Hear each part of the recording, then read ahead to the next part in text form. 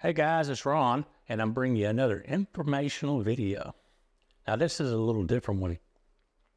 Now, some people are going to tell me to mind my own business, that I really don't know what I'm talking about. And, opinions are opinions. Opinions are like assholes. Everybody's got one. But anyway, I want you to think about this. You are online, or you're on Facebook at a group, and you're looking to book a captained vessel or boat to take you and your family out for a good day on the lake. A lot of people say, man, guess what? This price here, oh, well, I can afford that boat. But they don't really look at the qualifications of the captain.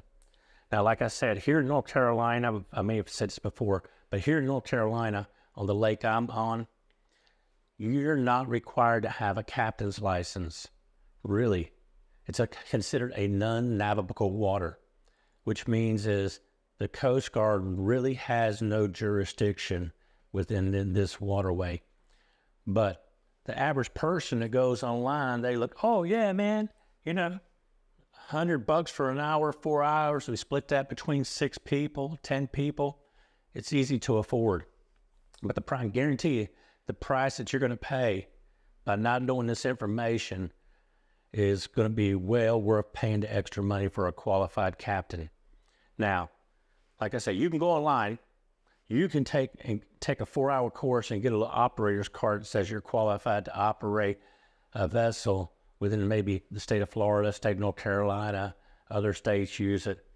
But that really doesn't guarantee the person who operates that boat is qualified.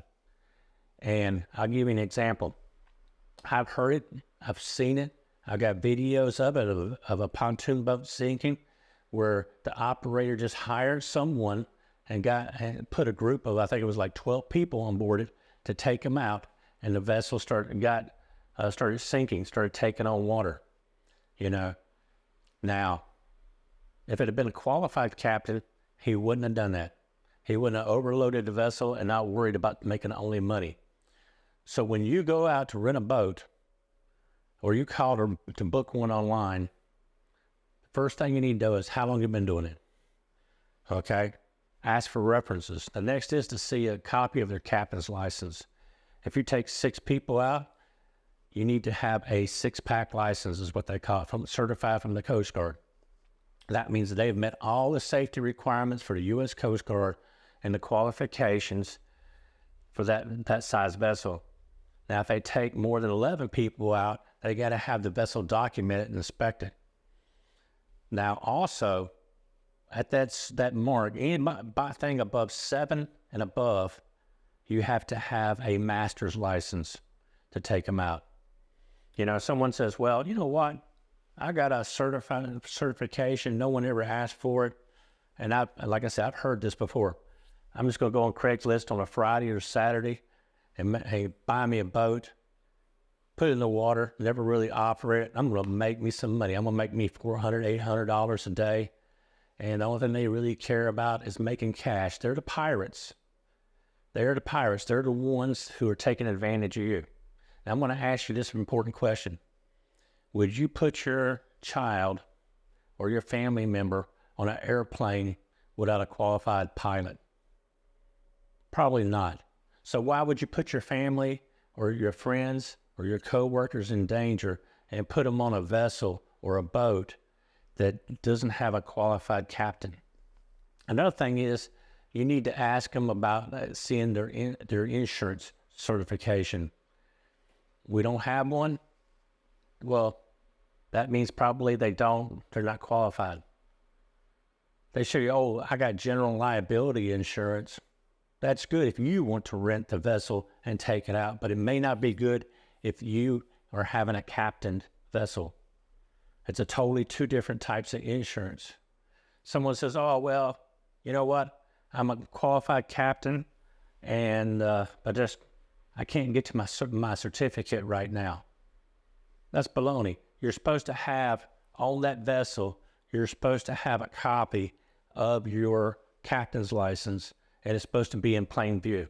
So if a captain tells you, or operator tells you he can't show you the captain's license, it's a falsehood. It's a false narrative, and maybe a plain out lie, just to make some money. So just do yourself a favor. If you're looking for a boat to rent, make sure you ask these questions.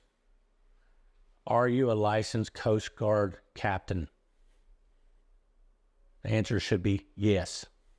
If not, walk away from that vessel. If they say, I'm insured, okay, what kind of insurance do you have, and can I see your certificate? They should show it to you. If the certificate is general liability, which anybody can get, then guess what? Walk away from it, because that means they're not a qualified captain. They need to have mariner's insurance or marine insurance. It takes many years to go in to become a qualified captain. And I've had a lot of members in my family who were captain. I've been around a lot of captains all my life, around charter boats on the Outer Banks. So I know what I'm talking about. Don't put your life in jeopardy.